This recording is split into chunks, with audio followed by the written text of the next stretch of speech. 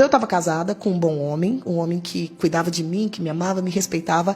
E eu estava realizando o maior sonho da minha vida, que era ser mãe. Eu sempre quis muito ser mãe. E eu queria muito ser mãe de um menino. E o Kaique não foi um acidente, eu queria. Aí eu tava lá morando com ele, a gente alugou um apartamentinho e tal, e a gente tava morando bem feliz, entre aspas. Eu sentia muita angústia, um vazio muito grande. Foi aí que eu tive realmente um encontro com Deus novamente, e eu voltei pra casa do pai. Eu tinha uns 22, 23 anos, e aí o menino ficou doente. Ele fez 2 aninhos e ele ficou doente. E eu levei ele nos médicos, os médicos não conseguiam descobrir o que ele tinha. Ele já estava com uma febre há uns 3 dias, o médico estava suspeitando de uma meningite. Eu estava desesperada, mãe de primeira viagem, não tinha ninguém da minha família para me dar um suporte. Eu e a minha sogra, a gente não se relacionava muito bem. E foi daí que ela foi visitar um dia o Bruno, e ela olhou e falou assim, olha, eu fui num culto, numa reunião, minha sogra católica a vida inteira. Ela falou assim, olha, me convidaram para ir numa reunião, e tinha umas mulheres lá meio esquisitas, elas faziam umas rezas lá braba, e as pessoas diziam que estavam sendo curadas. Por que você não leva ele lá? Elas falavam as línguas, as coisas lá, faziam os negócios lá, e o povo dizia que estava sendo curado. Ela abriu um espaço para as pessoas dar testemunho lá, e um monte de gente dizendo que estava curado.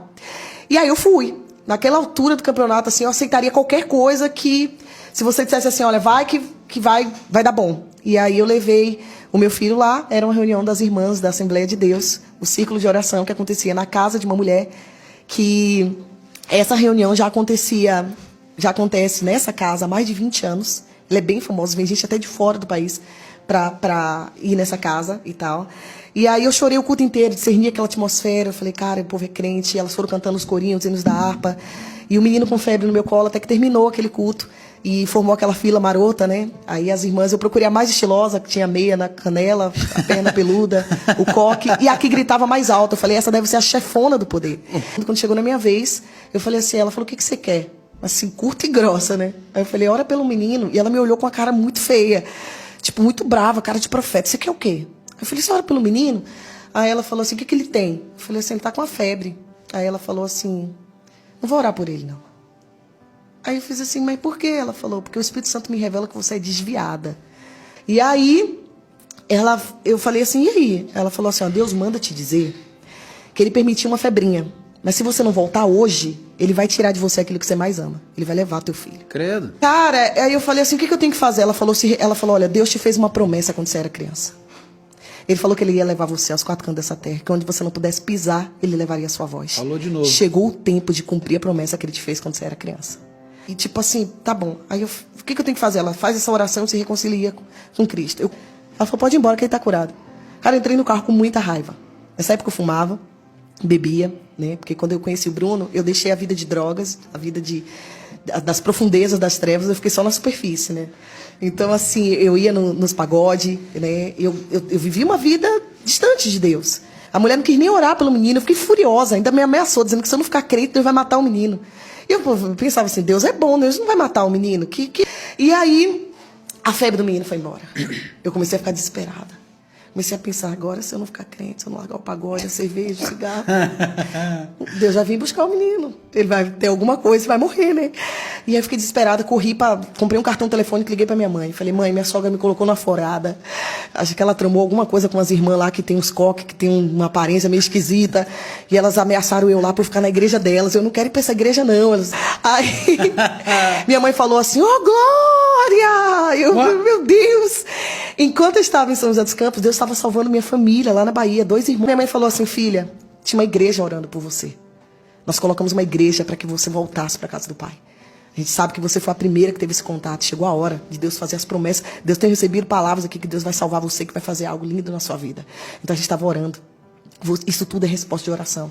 Eu falei, minha irmã, ela disse que se eu não voltar para a igreja agora, que Deus vai matar o menino. Ela falou, é melhor você ficar crente, porque Deus mata mesmo, viu, filha? E aí eu fiz assim, e agora? O que eu faço, né? Como é que eu vou deixar toda essa minha vida? Eu coloquei na balança aquilo que não era nada. E dizendo assim, como que eu vou deixar tudo isso? E aí meu irmão falou assim, minha irmã, não é assim. E eu falei, o que eu faço? Ele falou, ore. Eu falei, mas eu não sei orar. Ele falou, como você está conversando comigo, conversa com Deus. Fale para ele o que você sente, o que você pensa. Eu cheguei em casa e fiz minha primeira oração. Foi uma oração perigosa, uma oração radical mesmo. Eu falei, Deus... Aquela mulher falou tudo que aquele pastor também, quando eu era criança, falou. Eu não sei, mas aqui no fundo do meu coração, parece que tudo isso é real e é verdadeiro.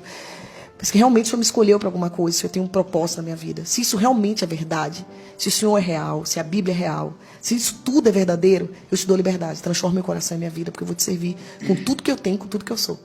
E eu estava ali me preparando para ir naquele culto. Eu falei, eu vou naquele culto. Se Deus falou que eu sou cantora, eu sou cantora. Eu vou lá, vou cantar também.